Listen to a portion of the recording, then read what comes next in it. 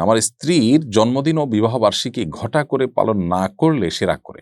এক্ষেত্রে আমার করণীয় কি? আমার ছোট ভাই বাবা-মায়ের অনুমতি ছাড়া বিয়ে করে বাসা থেকে চলে যায়। এরপর থেকে বাবা ওর সাথে কথা বলে না। এমনকি তিনি মাকে বলেছেন, "তুমি যদি তোমার ছেলের কাছ থেকে কোনো পয়সা নাও, কিয়ামতের মাঠে আমি তোমাকে মাফ করব না।" আমার বাবার আমি এক ছেলে, আমার ২ টা বোন আছে। ছোট থাকতে বাবা আমার নামে কিছু সম্পত্তি লিখে দিয়েছেন। বাবা মারা গেছেন।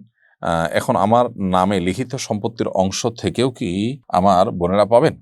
আমার স্ত্রীর জন্মদিন ও বিবাহ বার্ষিকী ঘটা করে পালন না করলে সে রাগ করে। এক্ষেত্রে আমার করণীয় কি? শরীফ মিতা, আপনার প্রশ্নের উত্তরে আমরা বলতে চাই যে, স্ত্রী যদি তার জন্মবার্ষিকী বা বিবাহবার্ষিকী না পালন করলে তিনি নাখোশ হন, তাহলে তাকে আসলে বোঝানো দরকার। আ এই সমস্ত আনুষ্ঠানিকতা, এগুলোতে বেশিরভাগ ক্ষেত্রেই বাইরের লোকজন ইনভলভ হন।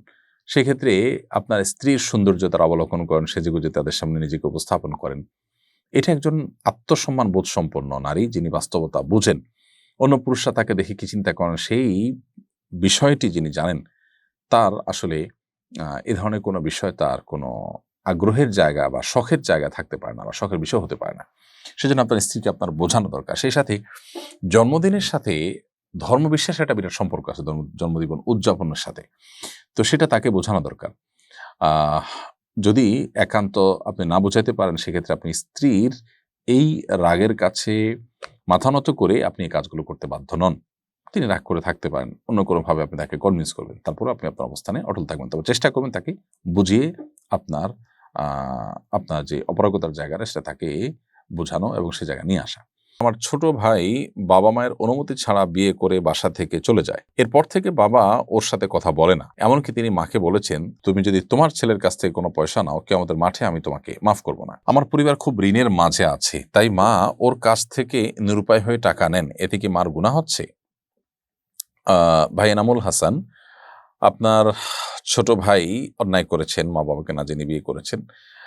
আ কিন্তু যদি সে একেবারে অজাগায় না যায়, আপনাদের সাথে সামঞ্জস্যপূর্ণ হয়, এরকম জায়গায় যায় এবং দিনদারিতা মেয়ের ভেতরে এটা দেখে, মেয়ের পরিবারের মধ্যে এটা দেখে সে বিয়ে-শাদী করে থাকে বা একেবারে খুব বেশি যেটাকে বলে অস্বাভাবিক, অসামঞ্জস্যপূর্ণ কোনো কাজ না করে থাকে, তাহলে তার এটাকে মেনে নেওয়া উচিত আপনাদের এবং যেটা করে ফেলেছে সে, সেটাকে আ সন্তুষ্ট চিত্তে আপনারা গ্রহণ করা উচিত। অন্তত এটলিস্ট জেনা তো হচ্ছে না, গুনাহ তো করছে না, সেই জায়গা থেকে। আপনার বাবাকেও বোঝানো উচিত। আর আপনার বাবা আ যে আপনার মাকে বলেছেন যে, "ছেলের থেকে টাকা এনে কি আমাদের মাফ করবেন না?" এটা রাগের কারণে বলেছেন। আপনার বাবাকে বোঝানো উচিত এই অবস্থান থেকে তিনি যেন সরে আসেন। এটাই হলো মূল সমাধানের পথ।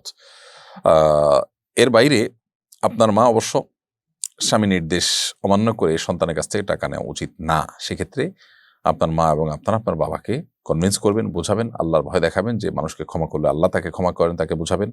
আর না হলে আপনার মা, তিনি সন্তানের কাছ থেকে অর্থাৎ ছেলের কাছ থেকে আর টাকা নিবেন না। যেহেতু স্বামী নিষেধ করেছেন, তার সে নিষেধাজ্ঞাটা মেনে চলা তার জন্য জরুরি।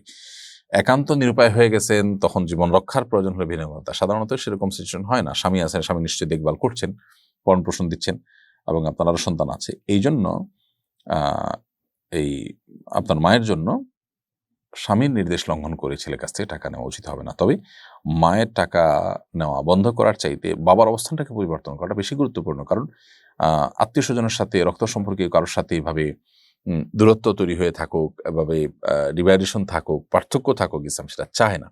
এটা আমাদের ঈমান আমলকে ক্ষতিগ্রস্ত করে। সেজন্য বাবাকে তার অবস্থান থেকে একটু আ সরিয়ে আনা বা অবনমন করানোর চেষ্টা করা দরকার। আমার বাবার আমি এক ছেলে, আমার ২ টা বোন আছে। ছোট থাকতে বাবা আমার নামে কিছু সম্পত্তি লিখে দিয়েছেন। বাবা মারা গেছেন।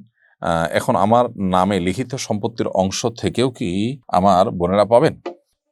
দেখুন, আ আপনার বাবা আপনাদের ছোট থাকতে যখন আ সম্পত্তি লিখে দিয়েছেন, যদি সমান হারে লিখে দিয়ে থাকেন সন্তানদের মধ্যে, তাহলে সেটা যথেষ্ট হয়েছে।